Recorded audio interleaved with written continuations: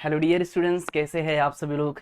बच्चों, आज इस लेक्चर में हम एक नया चैप्टर शुरू करने जा रहे हैं, करंट इलेक्ट्रिसिटी, जिसको हम उर्दू में कहते हैं बरकी रवा। तो बरकी रवा जो है हमारा चैप्टर नंबर 9 है। फिजिक्स के जो हमारे चैप्टर है उनके सीक्वेंस में, और जो हमारा ये सेकेंड पार्ट का ही चैप्टर है। तो यहाँ पर हम बात करेंगे करंट इलेक्ट्रिसिटी, जिस चैप्टर के अंदर हम बात करने वाले हैं। कुछ टॉपिक यहाँ पर अपने को डिस्कस करने हैं। और यहाँ पर जो हम इस चैप्टर को शुरू कर रहे हैं, इसको जो एग्जाम में वेटेज है, इसका जो मार्क्स इसको पूछा जाता है, यानी इसको मिनिमम आपको 4 मार्क के लिए एग्जाम में आता है और मैक्सिमम 6 मार्क के लिए। इन मिनिमम और मैक्सिमम का मतलब ये है कि आपको 6 मार्क के उसके अंदर ऑप्शन के साथ आएंगे। जैसे एक चैप्टर के क्वेश्चन के साथ में दूसरे चैप्टर के क्वेश्चन आते हैं, तो इसे हम ऑप्शन में कहते हैं। तो ऑप्शन में आपको 6 मार्क के लिए आएगा ही ये उसके अंदर आपको, जिसमें 4 मार्क के एग्जाम्पल के सॉल्व करने पड़ते हैं, कभी कभी ऐसा होता है। तो चलिए हम आगे बढ़ते हैं। अब देखते हैं हमारा चैप्टर स्टार्ट करते हैं। तो यहाँ पर सबसे पहला जो टॉपिक है हमारा इस चैप्टर के अंदर, वो है किरचॉफ्स के कवानीन। जो चैप्टर हम यहाँ पर स्टार्ट करने जा रहे हैं, करंट इलेक्ट्रिसिटी। करंट इलेक्ट्रिसिटी के अंदर जो सबसे पहला टॉपिक हम डिस्कस करने वाले हैं, वो है किरचॉफ्स के कवानीन। तो किरचॉफ्स के दो कानून हैं जो कि हम यहाँ पर देखने वाले हैं। किरचॉफ एक साइंटिस्ट का नाम है, फिजिसिस्ट का नाम है। इनके दो कानून हैं, जिसमें हम पहले जो देखने वाले हैं वो है किरचॉफ्स का करंट का कानून, यानी बर्की रॉ का कानून। और दूसरा हम देखेंगे किरचॉफ्स का कवा का कानून, यानी potential Kirchhoff's voltage law, voltage का कानून। तो क्या होता है किरचॉफ्स का कानून, ये समझते हैं। तो सबसे पहले हम यहाँ पर बात करेंगे। पहला जो कानून है किरचॉफ्स का, हम इसको इंग्लिश में कहते हैं, किरचॉफ्स को इंग्लिश में, इसको यहाँ पर हेडिंग को मैं दे देता हूँ, किरचॉफ्स लॉ।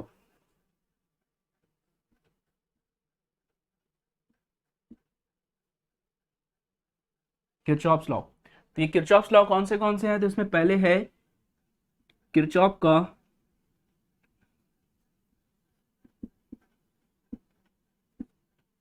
बर्की रॉ या बर्की रॉ का कानून। इंग्लिश में इसको हम कहते हैं किरचॉफ्स करंट लॉ।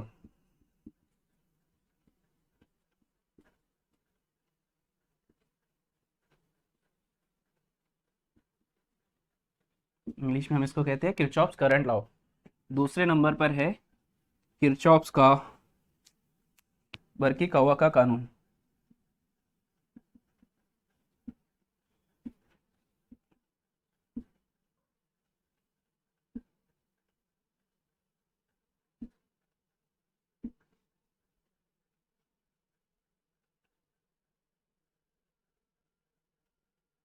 बर्की कौवा, या फिर हम इसको कह सकते हैं बर्की किरचॉफ्स का वोल्टेज का, यानी पोटेंशियल डिफरेंस हमारा जो है यहाँ पर।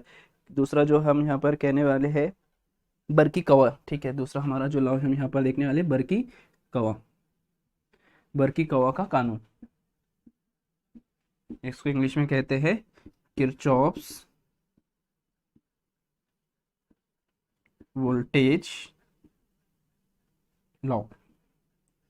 शॉर्ट फॉर्म इसके, इसका जो है, इसका शॉर्टकट है केसीएल और इसका शॉर्टकट है केवीएल, याद रखिएगा। तो ये दो कानून है किरचॉफ्स के, हम यहाँ पर बात करने वाले हैं। किरचॉफ्स का पहला कानून बात करते हैं, फिर किरचॉफ्स का दूसरा कानून बात करते हैं। तो पहले हम यहाँ पर बात करेंगे किरचॉफ्स के पहले कानून की। किरचॉफ्स का पहला कानून जो है वो करंट के बारे में यहाँ पर दिया गया है। तो इस चीज को हम समझते हैं। तो चलिए स्टार्ट करते हैं किरचॉफ्स का पहला कानून। तो अब यहाँ पर सबसे पहले हम बात करेंगे किरचॉफ्स के पहले कानून की। तो देखिए, हम यहाँ पर ये सारी चीजें मैं रफ कर देता हूँ। स्क्रीनशॉट वगैरह लेना होगा ले लीजिए। आपको अगर लिखना है तो पॉज कर दीजिए वीडियो को पॉज करके लिखना है आपको अपने पास में, तो लिख लीजिए।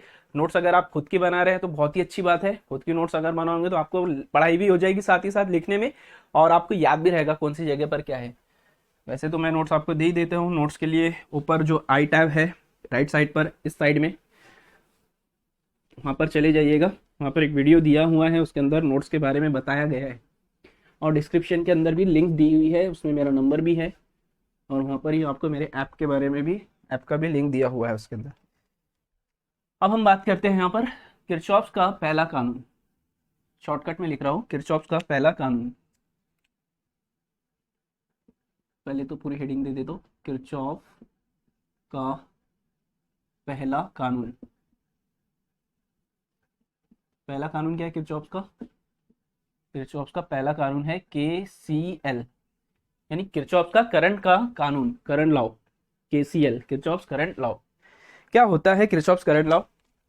इसमें ये बोला गया है कि देखो, सबसे पहले मैं आपको एक बात बता देता हूँ। जंक्शन, यहाँ पर एक हम वर्ड यूज करने वाले हैं, जंक्शन। जंक्शन किसे कहते हैं?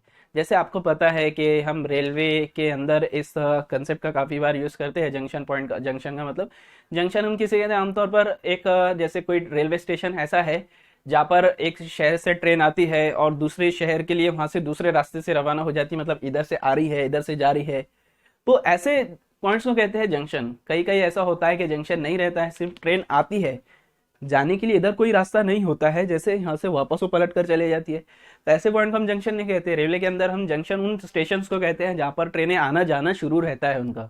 यहाँ पर भी हम क्या बात करने वाले हैं? Junction law. अब देखो, यहाँ पर मैं मान लेता हूँ ये है एक जंक्शन, यहाँ पर मैंने रेड कलर में लिया हूँ एक जंक्शन पॉइंट। अब मैं कह रहा हूँ कि मान लीजिए कि यहाँ से करंट इधर से आ रहा है, करंट इधर से भी आ रहा है, ठीक है, इधर से आने वाला करंट है और इधर से भी आने वाला करंट है। तो इधर से जो करंट आया है उसका नाम मैं दे देता हूँ I1। करंट को हम I1 से I से जाहिर करते हैं करंट को। इधर से जो करंट आ रहा है उसको मैं नाम दे देता हूँ I2। तो यहाँ पर जो है, अब मैं कह रहा हूँ कि जो करंट यहाँ से निकल रहा है, यहाँ से जो करंट निकल रहा है वो क्या होगा? वो I1 और I2 दोनों का सम होगा, जमा होगी। यानी आने वाला जो करंट है उसको मैंने I1 और I2 बोला हूँ। यहाँ से इस जंक्शन से निकलने वाला करंट कितना होगा? I3 होगा। पानी की एग्जांपल समझते हैं। ये ऐसा पॉइंट है जहाँ पर पानी थमता नहीं है। मान लीजिए इस पाइप से पानी आया है 1 लीटर, 1 लीटर पानी आया है। इस पाइप से पानी आया है 2 लीटर। अब जो 1 लीटर इधर से आया, 2 लीटर से आया, मैं कह रहा हूँ यहाँ पर पानी जमा नहीं होता है, स्टोर नहीं होता है, निकल जाता है डायरेक्ट, जितना भी आता है उतना। तो इधर से निकलने वाला पानी कितना होगा? निकलने वाला पानी कितना होगा? 1 + 2 which is equal to 3 litre. यानी आने वाला पानी और जाने वाला पानी, सॉरी, आने वाला पानी और जाने वाला पानी बराबर होंगे। ऐसा तो है नहीं कि यहाँ से पानी 3 लीटर आ रहा है, यहाँ से 4 लीटर निकल रहा है। ऐसा भी नहीं है कि यहाँ से पानी 3 लीटर आ रहा है, यहाँ से 2 ही लीटर निकल रहा है। जितना पानी आया उतना ही गया। तो यही है किरचॉफ का पहला कानून कि जितना करंट इस जंक्शन पर आएगा, यानी जितना करंट दोनों रास्तों से आएगा, निकलने वाला करंट भी उतना ही होगा। यानी आने वाले करंट और जाने वाले करंट का अलजेब्री मजमुआ ले लिया जाए, आने वाले करंट और जाने वाले करंट का अलजेब्री मजमुआ ले लिया जाए, यानी सबकी जमा कर दी जाए, तो जवाब जो होता है वो 0 होता है। अब कैसे? तो जैसे मैंने बोला, यहाँ पर आने वाला करंट मैंने बोला हूँ, एग्जाम्पल के लिए हम इसको ऐसे समझेंगे कि यहाँ पर मान लीजिए 2 एम्पियर करंट इधर से आया और इधर से आया है 3 एम्पियर करंट। तो जाने वाला करंट क्या हो जाएगा? 5 एम्पियर हो जाएगा। ठीक है, हम ना इसको ऐसे लिखेंगे। देखिए, मैंने बोला I1 आया और I2 भी आया, तो I1 I2 दोनों बड़ा मिलाकर क्या मिला अपने को? I3 मिला। शक्ल के अंदर देख सकते हैं, I1 I2 दोनों मिलाकर ही I3 मिला। I3 को मैं इधर अगर लेकर आ जाऊँ तो I1 जमा I2 वजा I3 बराबर क्या हो जाएगा? 0 हो जाएगा। तो हम यहाँ पर देखो, I1 जमा I2 और वजा I3, मतलब इन सब का हम देख रहे हैं, इन सब की जो सम है, अलजेब्री मजमुआ। अगर मैं इसको ऐसे लिखूँ तो ऐसे भी लिख सकता हूँ, I1 जमा I2 जमा ब्रैकेट के अंदर वजा I3 बराबर 0। यहाँ पर ऐसे भी लिख सकते हैं, जमा वजा क्या होता है? वजा हो जाता है, इसलिए मैं इसको अलग करके लिखा हूँ। आप देख सकते हैं, आने वाले करंट हमने जमा में लिए है, मुस्बित लिए है, और जाने वाले को हमने लिया है मनफी में। ये साइन कन्वेंशन कहते हैं हम इसको। आप जब नोट्स में पढ़ोगे ना, वहाँ पर देखोगे कि आने वाला जो है उसको मुस्बित लिया जा रहा है और जाने वाले को मनफी लिया जा रहा है, और सबकी जो जमा है, सबकी जो मजमुआ कर दिया गया है वो क्या है? 0 है। यही सिखाता है किरचॉफ का पहला कानून। जाहिर सी बात है, अगर मैं बोलूँ आपको कि 2 इधर से 2 आया, इधर से 3 आया, तो जो बराबर कितना? 5। तो ये कितना हो गया? 5। अब मैं इस 5 को इधर लेकर आऊंगा तो क्या होगा? 5 वजा 5 0 ही होना है। मतलब इनका अलजेब्री मजमुआ अगर मैं इसको लिखूँ तो ऐसे भी लिख सकता हूँ, जैसे 5 जमा वजा 5। आने वाला करंट भी 5 है, जाने वाला भी 5 है, जवाब क्या आएगा? 0 ही आना है। तो यह है हमारा किरचॉफ का पहला कानून। तो पहला कानून साफ ये कहता है कि जो आने वाला करंट है जंक्शन पर और जंक्शन को छोड़ने वाला करंट है, उन सब का अगर मजमुआ ले लिया जाए, जमा कर दी जाए, तो उसका जवाब होता है 0। इसको आप इस तरीके से भी कह सकते हो, इसकी डेफिनेशन को, किसी भी बरकी जाल से, किसी भी बरकी जाल में, किसी भी बरकी जाल में बरकी जोड़ पर बरकी रॉ का अलजेब्री मजमुआ, बरकी जोड़ बोले तो ये जंक्शन, ये हमारा पॉइंट जो है इसे हमने क्या बोला है, बरकी जोड़। बरकी जोड़ पर किसी भी आने वाला करंट और जाने वाला करंट के बारे में हमने क्या बोला है, जोड़ पर बरकी रो का अलजेब्री मजमुआ सिफर होता है। यानी अगर हम इसको स्टैंडर्ड फॉर्म में लिखे समेशन साइन के सिंबल में तो ये होता है इस तरीके से। यानी मजमुए को हम इस अलामत से जाहिर करते हैं, ऐसे कहते हैं समेशन, समेशन आई बराबर 0। ये किरचॉफ का पहला कानून है। ठीक है, ये हो गया किरचॉफ का पहला कानून। किरचॉफ के पहले कानून में हमने क्या सीखा है कि जितना करंट आ रहा है जंक्शन के ऊपर, अगर उतना ही करंट छोड़ रहा है तो जाहिर सी बात है उनका आने वाला करंट और जाने वाले करंट को जमा करोगे तो आंसर 0 ही हो जाएगा। एक बात का ख्याल रहे, आने वाले को मुस्बित में लेना है, जाने वाले को मनफी में लेना है, तब जाकर आंसर 0 होगा। नहीं तो आप सोचेंगे सर 5 आया और 5 गया, 5 और 5 तो 10 होता है, तो आप दोनों की जमा ले रहे हो। आने वाले को जमा लीजिए, जाने वाले को वजह लीजिए, तो आपको बराबर मिल जाएगा। जैसे यहाँ पर देख सकते हो, आने वाले को 5 लिया तो जाने वाले को 5 लिया, तो आंसर 0 बन रहा है। ये हो गया पहला कानून। अब आगे बढ़ते हैं दूसरे कानून की तरफ, किरचॉफ का वोल्टेज का कानून।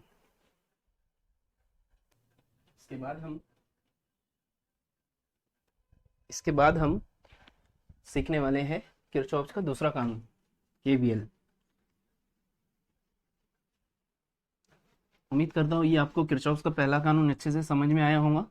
अब हम देखने वाले हैं किरचॉफ का दूसरा कानून। दूसरा कानून यानी KVL, Kirchhoff voltage law. Kirchhoff का दूसरा कानून क्या है? जैसे हमने अभी जस्ट पढ़ा है किरचॉफ का पहला कानून, इसमें हमने अलजेब्रिक सम लिया था, किसका, मजमुआ लिया था करंट का। इसमें वोल्टेज का लेना है। तो जैसे हुआ था जैसे ही सेम ये भी है। इसके अंदर क्या होता है कि पहले हम सर्किट को समझते हैं, जिसको हम उर्दू में कहते हैं बरकी दौर। जैसे आपको पता होगा बरकी दौर जो होता है, यानी सर्किट जो होता है उसके अंदर क्या क्या होता है। देखो मैं यहाँ पर एक सर्किट ड्रॉ करता हूँ। इस तरीके से मान लीजिए हमने यहाँ पर एक सर्किट लिया। इस सर्किट के अंदर हम कुछ मज़ाहिमत लगाते हैं, रेजिस्टर लगाते हैं, और चलो यहाँ पर मान लीजिए हमने इसके ऊपर एक रेजिस्टर लगा दिया। इस जगह पर इतना बड़ा ना लेते हैं, छोटा सा सर्किट लेते हैं।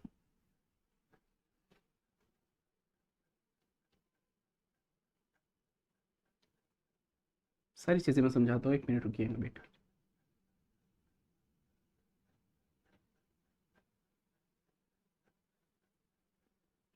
देखो ये सर्किट है, आपने अक्सर देखा होगा साइंस की किताब में अपने, इस तरीके का सर्किट। फिजिक्स में, साइंस के अंदर क्या होता है, यहाँ पर किसका क्या मीनिंग होता है।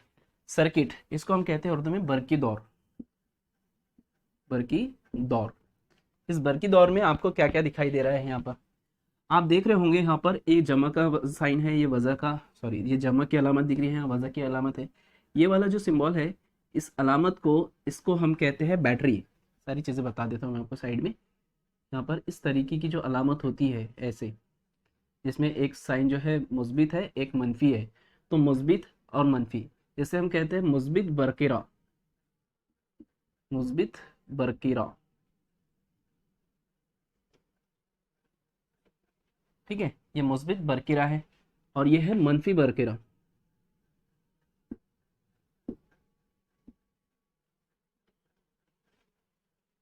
बरकिरा, ठीक है।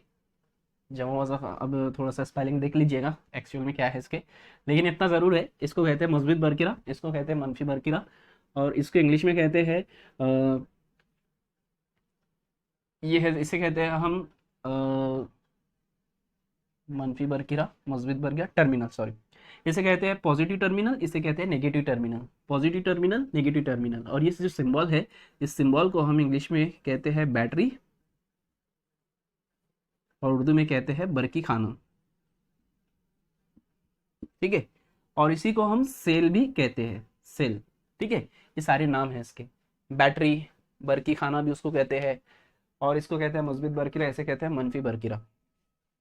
तो यहाँ पर हमने क्या है, इस सर्किट के अंदर एक सेल लगा रखा है, या फिर कह सकते हैं एक बैटरी लगी हुई है, जिसका पोटेंशियल डिफरेंस हम जाहिर करते हैं सिंबल ई से।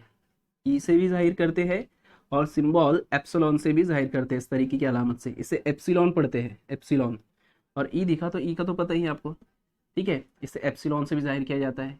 और इसके अंदर से करंट जो निकलता है ना, बैटरी जब चालू बटन ऑन किया जाएगा, यहाँ पर हमने क्या है, सर्किट के अंदर ही, बरकी दौर के अंदर ही एक चाबी लगा दी है, की बटन, स्विच जो अपना बटन होता है टिकटॉक करने वाला, बटन दबाया, करंट इधर से निकलना चालू हो जाएगा और ऐसे जाएगा। करंट हमेशा मुस्बित बरकीरे में से ही निकलेगा।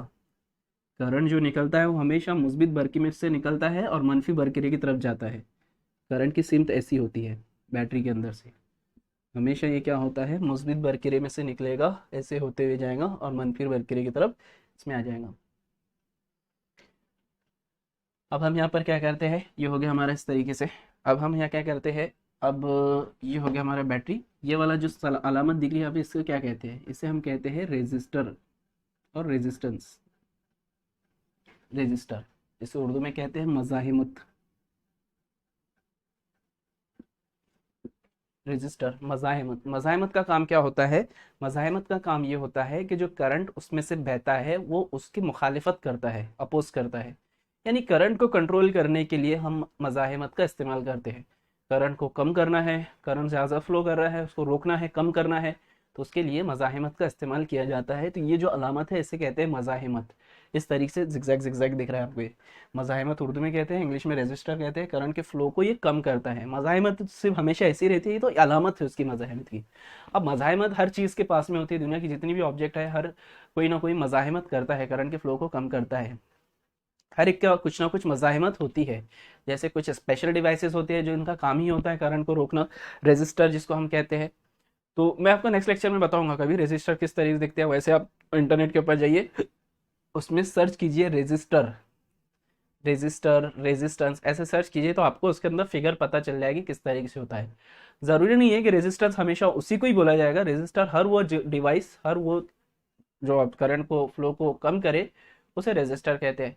तो हर एक के पास में अपना अपना रेजिस्टर होता है। अलामत जो है इसकी रेजिस्टर की इस तरीके से लगाई गई है। बल्ब का भी क्या है, बल्ब में से भी करंट बहता है, पंखे में से भी करंट फ्लो करता है, तो ये भी जो है रेजिस्टर बन जाते हैं। ऐसा नहीं है कि सिर्फ रेजिस्टर ही नहीं कहा जाएगा। रेजिस्टर बोले तो वो करंट की जो रोकते हैं उन्हें कहते हैं रेजिस्टर।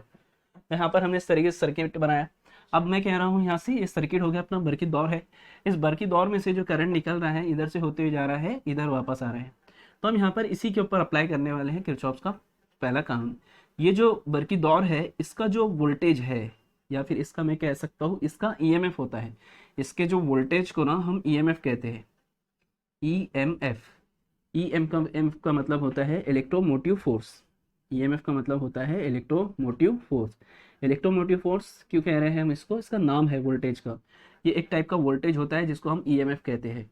और ये जो पोटेंशियल डिफरेंस बैटरी के, ये रेजिस्टर के अक्रॉस लगाया जाता है, इसके यानी इसके दोनों टर्मिनल के ऊपर। यानी हम रेजिस्टर कर अपने को मान लीजिए वोल्टेज चेक करना है, इसका वोल्टेज जिसको आमतौर पर कहते हैं वोल्टेज।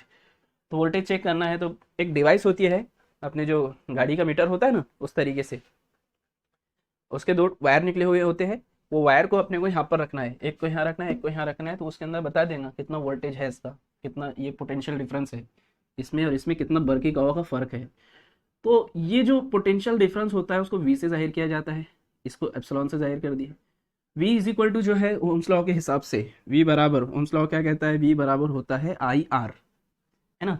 वी बराबर होता है आई आर। आई जो है यहाँ, वी जो है पोटेंशियल डिफरेंस यानी बरके कवा का फ़र्क, आई जो है वो करंट है, आर जो है वो रेजिस्टेंस है। यहाँ से करंट निकला, इसमें से जा रहा है, तो मैं इसको यहाँ पर ऐसे कह सकता हूँ, यहाँ पर ये हो गया आई आर।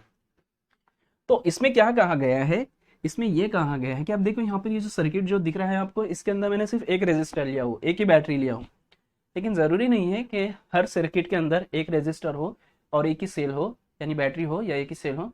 एक सर्किट के अंदर आपको एक से ज़्यादा रेजिस्टर भी दिखाई दे सकते हैं और एक से ज़्यादा सेल भी दिखते हैं। एग्जाम्पल के लिए हमारा जो रिमोट होता है टीवी का, उस रिमोट के अंदर ही अगर पीछे खोलोगे उसको तो आपको दो सेल दिखाई देते हैं उसमें। बच्चों की जो खेलने की गाड़ियाँ होती है, छोटी छोटी खिलौनी होती है जो रिमोट पर चलती है, सेल के ऊपर चलती है, आप देखो उसके अंदर तीन तीन चार चार सेल उसके अंदर दिखाई देते हैं।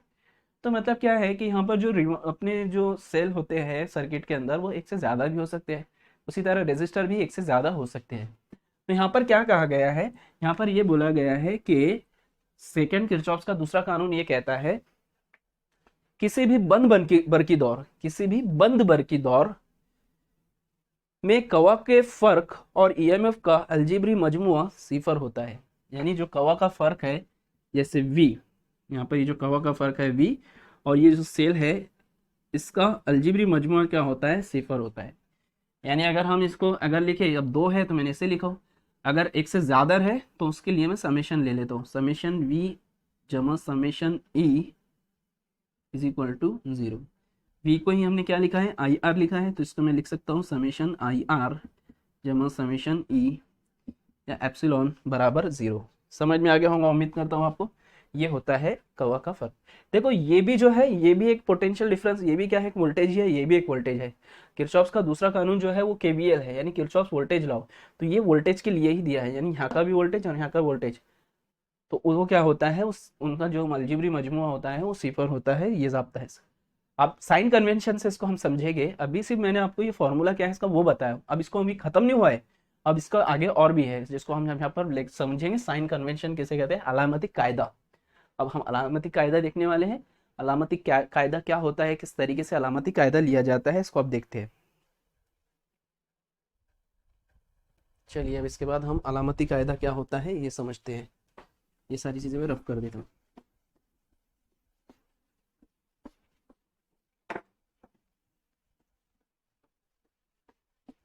केवीएल यानी किरचॉफ के दूसरे कानून का अलामती कायदा हम देखने वाले हैं।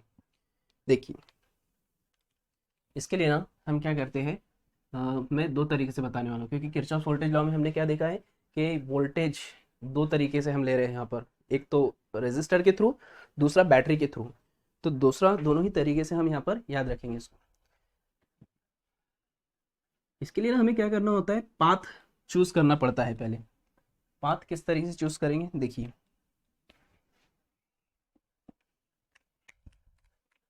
पाथ मतलब रास्ता। एक मैं लेता हूं यहाँ पर मज़ाहिमत, इधर से लेते हैं मज़ाहिमत,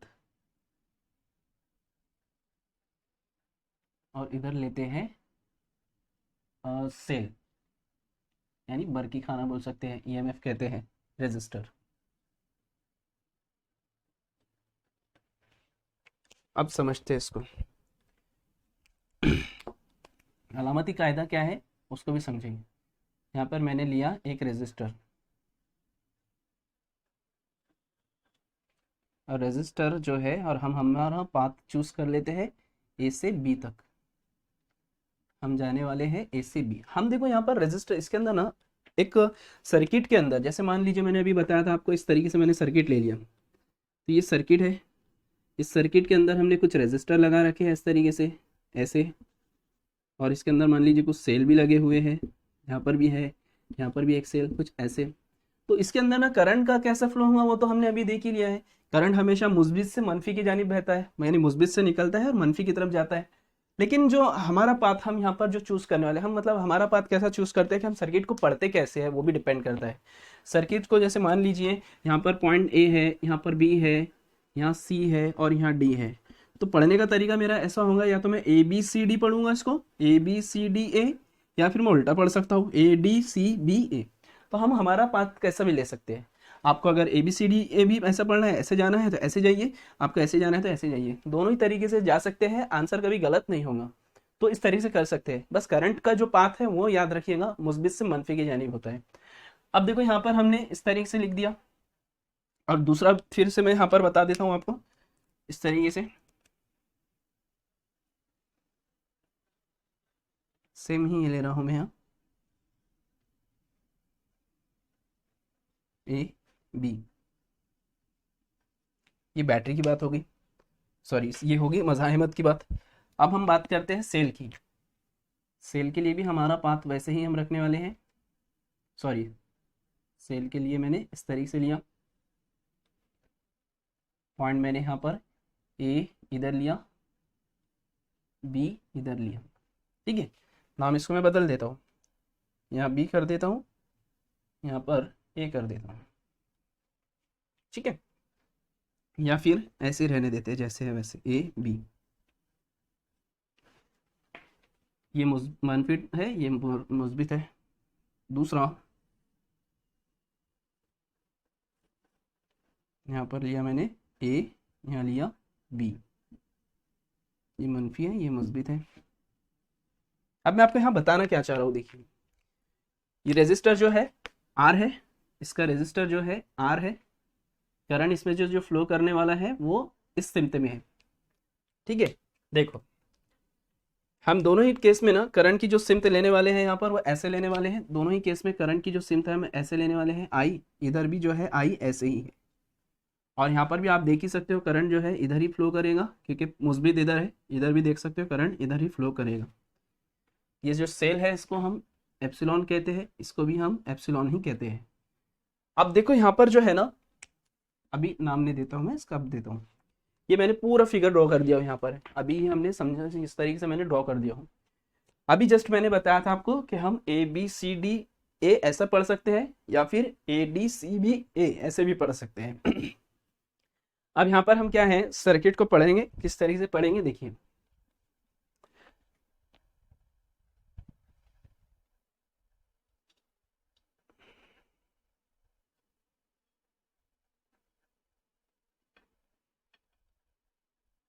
अब देखिए जैसे मैंने आपको बोला हूं, अगर हम यहाँ पर साइन कन्वेंशन को अच्छे से याद रखिएगा। अगर मैं ए से बी जाता हूँ, ठीक है, करंट जो है वो तो इसी डायरेक्शन में चल रहा है, करंट की डायरेक्शन में फिक्स कर रखे है। अगर हम ए से बी जाते हैं, अगर हम ए से बी जाते हैं तो हमारी डायरेक्शन और करंट की डायरेक्शन कैसी है, सेम हो गई। जब हमारी डायरेक्शन और करंट की डायरेक्शन सेम बन जाती है, एक बार फिर से बताता हूँ, जब हम इस डायरेक्शन में जा रहे हैं, ए से बी जा रहे हैं, ए बी मैंने लिखा यहाँ पर ए बी, मतलब मैं ए से बी की तरफ जा रहा हूँ। अगर मैं ए से बी की तरफ जा रहा हूँ और हमारी डायरेक्शन करंट की डायरेक्शन सेम हो जाती है, तो उस टाइम पर हम क्या करेंगे, इसको माइनस में लेंगे, यानी यहाँ का पोटेंशियल डिफरेंस जो होगा उसको हम माइनस में लेंगे। पोटेंशियल डिफरेंस ओम के कानून के मुताबिक हम क्या लिख सकते हैं, वी बराबर आई आर होता है। ठीक है, तो यही हम यहाँ पर लेने वाले बर्की-कवा का फर्क, इस जगह पर हम लेंगे माइनस आई आर।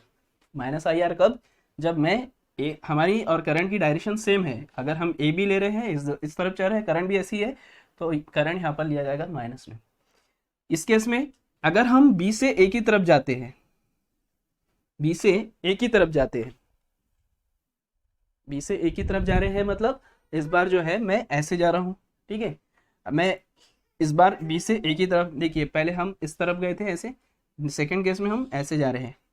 तो अगर मैं बी से ए की तरफ जा रहा हूँ, करंट अभी भी इसी डायरेक्शन में, हमारी और करंट की जो डायरेक्शन है वो एक दूसरे के मुखालिफ सिमत में है, तो ऐसे केस में हम यहाँ पर जो लेंगे इसको जमा यानी मुस्बित आई आर लेंगे। यहाँ से पोटेंशियल डिफरेंस जो लिया जाएगा वो क्या लिया जाएगा, मुस्बित आई आर लिया जाएगा। यानी पोटेंशियल डिफरेंस इस केस में हमने लिया माइनस आई आर और यहाँ पर लिया गया है मुस्बित, ये याद रखना है। तो अगर हम हमारी डायरेक्शन करंट की डायरेक्शन सेम होगी तो माइनस आई आर, हमारी डायरेक्शन करंट की डायरेक्शन अपोजिट हो गई, मुखालिफ हो गई एक दूसरे के, तो जमा आई आर। सेल के केस में क्या याद रखना है, सेल के केस में ये याद रखना है कि अगर हम ए से बी की जानिब जा रहे हैं, अगर हम इस जानिब जा रहे हैं ए से बी की जानिब यानी ए बी, तो हम क्या देखेंगे, पहले हमें ये वाला टर्मिनल मिला बैटरी का मनफी, बाद में मिला मुस्बित, जो बाद में मिलता है उसका साइन लिया जाएगा। बाद में मुझे मुस्बित मिला तो इसके लिए जो मैं सेल को लिखूंगा तो वो ऐसे लिखूंगा प्लस एप्सिलॉन। ठीक है, यहाँ पर जो है प्लस है, प्लस को हम जनरली लिखते नहीं है, प्लस को जमा को दिखाते नहीं है। तो अगर हमारी डायरेक्शन ऐसे है और हमें पहले माइनस मिला और बाद में मनफी मिला, प्लस मिला, तो जो बाद में मिलेगा उसका साइन लिया जाएगा। तो ये सेल को मैं जो नाम दूंगा वो दूंगा जमा एप्सिलॉन। दूसरा वाला केस है इसका उल्टा, यानी अब मैं बी से ए की तरफ जा रहा हूँ, बी से ए की तरफ, यहाँ पर हम ए से बी की तरफ गए थे, यहाँ बी से ए की तरफ जा रहे हैं, यहाँ पर हम ए से बी की तरफ गए थे इसमें, और यहाँ पर अब बी से ए की तरफ गए थे। ठीक है, अब यहाँ पर हम बी से ए की तरफ जा रहे हैं, यानी मैं इधर से इधर जा रहा हूँ, करंट अभी भी उधर ही चल रहा है। तो देखिए पहले मुझे मुस्बित मिला, बाद में मनफी मिला, तो यहाँ पर मैं क्या करूँगा, बाद में माइनस मिला है, इसलिए इस केस में ऐसे लिया जाएगा, इसका साइन माइनस एप्सिलॉन। बस यही है इसका अलामती कायदा। तो अलामती कायदे के अंदर एक बार फिर से बता देता हूँ, जब करंट की डायरेक्शन हमारी, जब रेजिस्टर की बात होगी, क्योंकि सर्किट के अंदर आपको रेजिस्टर भी मिलेगा, जब आप ऐसे चलना शुरू करोगे ना इसमें, तो आपको यहाँ पर रेजिस्टर दिख रहा है, तो रेजिस्टर से जब होते जाओगे तो यहाँ पर आपको मुस्बित लेना है मनफी लेना है, वो इसके हिसाब से लेना। जब आप ए से बी की तरफ चल रहे हो यानी करंट की डायरेक्शन आपकी डायरेक्शन सेम, तो वहाँ पर लोगे आप वज़ा ए आई आर। और जब आप और करंट की डायरेक्शन, आप जिस डायरेक्शन में चल रहे हो करंट उसके मुखालिफ सिमत में है, तो जमा आई आर। उसी तरह यहाँ पर अगर बात करें कि अगर हम इस सिमत में चल रहे हैं ए से बी की तरफ, पहले बैटरी का नेगेटिव टर्मिनल मिला, मनफी बरकिरा मिला, बाद में मुस्बित बरकीला मिला, तो जो बाद में मिला है यानी मुस्बित उसको ले लेना है, यानी नाम जो बैटरी का जो सेल है उसको EMF ई को ई से दिखाते हैं, एप्सिलॉन से दिखाते हैं, तो इसको हम मुस्बित कहेंगे। अगर हमें बाद में यहाँ अब इस बार हमने कैसे जाए, बी से ए की तरफ जा रहे हैं, बी से ए की तरफ जा रहे हैं, तो यहाँ पर अपने को पहले कौन सा टर्मिनल मिला बैटरी का, पहले बैटरी का मिला अपने को मुस्बित और फिर बाद में मिला मनफी, तो हमें जो बाद में मिला है उसको लिया जाएगा, तो यहाँ पर मिला है मनफी, इसलिए हम इसको ले लेंगे। तो ऐसे ही हम जब सर्किट को सॉल्व करेंगे, हल करेंगे, तो इसी तरीके से इसको लेंगे। ठीक है, जैसे कि मैंने आपको बताया हूँ, ये जो चैप्टर हमारा चल रहा है करंट इलेक्ट्रिसिटी चैप्टर है। नोट्स के बारे में आपको बताया गया है, डिस्क्रिप्शन के अंदर जाएंगे वीडियो के, तो वहाँ पर आपको मेरे ऐप के बारे में भी दिया हुआ है, एक वीडियो का लिंक भी है उसके अंदर, उसमें जाकर आप देख सकते हैं वीडियो किसी इसके ऐप में से नोट्स को कैसे देखना है। मेरा नंबर भी वहाँ पर दिया हुआ है, अगर आपको कुछ दिक्कत आती है, कुछ प्रॉब्लम आती है, तो हमें मैसेज कर सकते हैं, वहाँ पर नंबर भी दिए हुए हैं। इसी तरह हमारे जो वीडियोस है, अगर आप हमारे वीडियोस को देखते हैं यूट्यूब के ऊपर, तो हमारे वीडियोस को आपके दोस्तों को भी शेयर कीजिए, उनका भी फ़ायदा हो जाएगा यूट्यूब के वीडियोस के माध्यम से, और आप लोगों को भी उसमें फ़ायदा हो जाएगा। तो आज का लेक्चर यहाँ पर ख़त्म करते हैं, नेक्स्ट लेक्चर में इसको कंटिन्यू करेंगे। स्टडी करते रहिए, बेस्ट ऑफ लक। और ये ऐप में हमारे आज वीडियो आ जाएगा।